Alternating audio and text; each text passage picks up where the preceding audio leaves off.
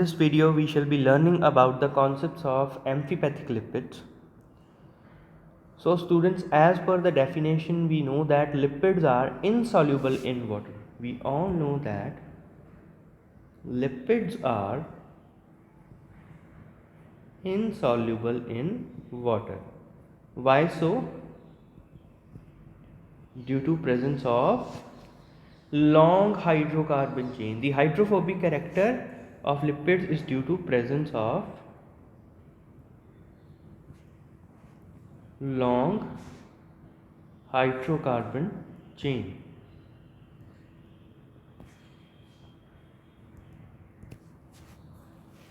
However, some of the lipids possess polar and hydrophilic groups which tend to be soluble in water. Molecules which contain both the hydrophobic and hydrophilic groups are known as amphipathic lipids. So, amphipathic lipids will be containing both hydrophilic and hydrophobic characters or hydrophobic groups. That is why their nature is amphipathic in nature. Now, what are the various examples of amphipathic lipids? Now, let us study the various examples of amphipathic lipids.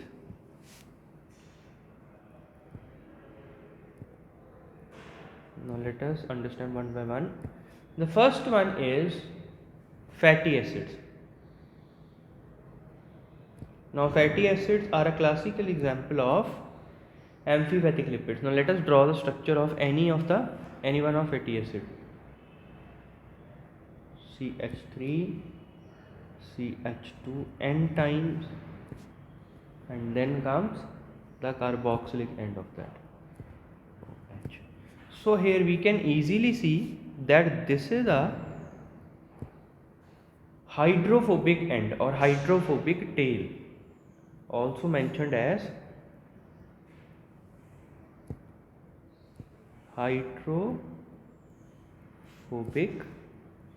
tail, whereas this carboxylic end is known as hydrophilic head.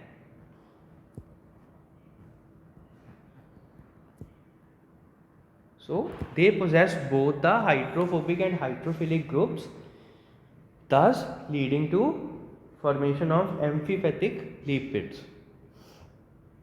Now I think all of you are familiar with the structures of stearic acid and all that. Now let us draw the structure of stearic acid.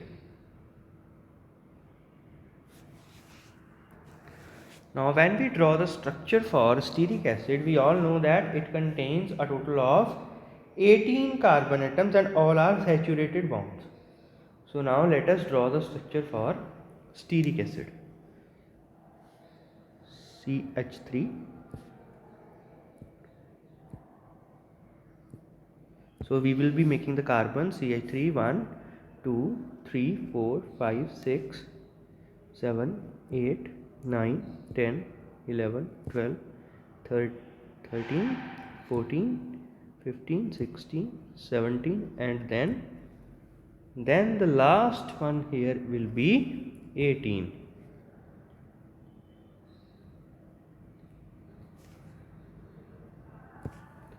So at this end it will be forming a carboxylic group. So now when we number it, we see here 1, 2, 3, 4, 5, 6, 7, 8, 9, 10, 11, 12, 13, 14, 15, 16, 17th and 18th. So now you can easily see that this is a long hydrocarbon chain. This is the long hydrocarbon chain that represents the hydrophobic tail.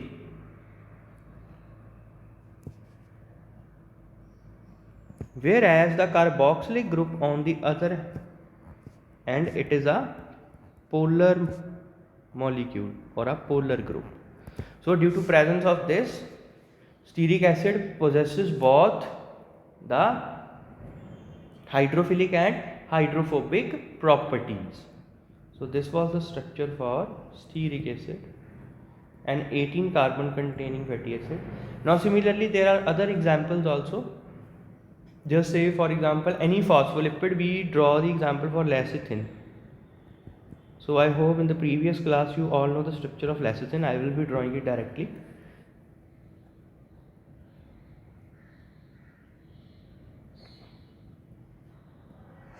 So it is a phospholipid, therefore the alcohol containing will be glycerol. Now these are the fatty acids attached to it. Now at the third carbon, a phosphate group is present along with a choline molecule. So this is a choline molecule here with 3 methyls at the nitrogen, terminal nitrogen. So this is the example for lecithin. It is a phospholipid. Remember, this is a phospholipid. So phospholipid is also an example of amphipathic lipids. So I hope it is clear. The other examples are cholesterol, sphingolipids and bile salts. Now what is the orientation for amphipathic lipids? Now the next topic in this is the orientation. How these are oriented, or what is the three-dimensional structure of amphipathic lipids.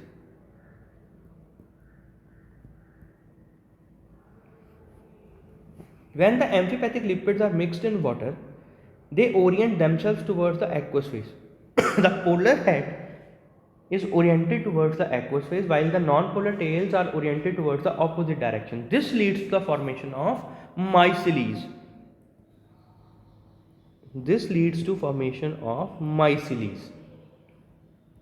These are micelles formation. How these micelles are formed?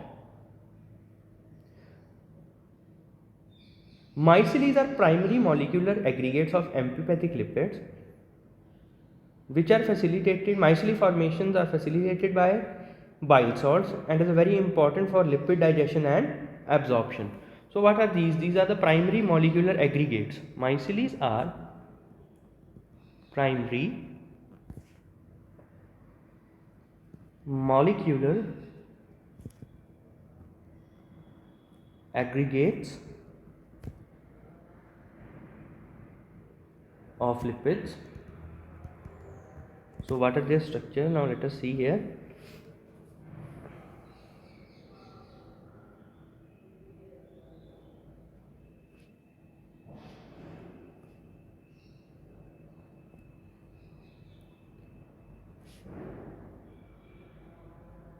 So they are always having the hydrophilic heads towards the outside, and the hydrophobic tails are always represented to the inside of this.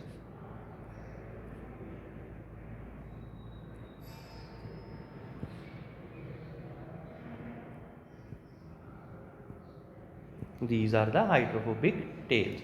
So outside will be the aqueous medium, and inside will be the non-polar phase. So inside will be this one will be the non-polar phase. So these are micelles. Similarly, they are also found in the lipid bilayered structure. The lipid bilayered structure, they are also arranged in the same linear fashion, just like this. They tend to form the lipid bilayered structure by orienting the hydrophilic head towards the outside and the hydrophobic tails to the inside of the membrane. So this is the structure for lipid bilayer, where a non-polar phase exists in between the two membranes.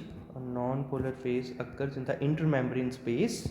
We can say this is the intermembrane space that is containing the non-polar phase, the intermembrane phase. This is the intermembrane space. This is non-polar in nature, whereas both ends of the membrane are polar in nature. So students, this was all regarding the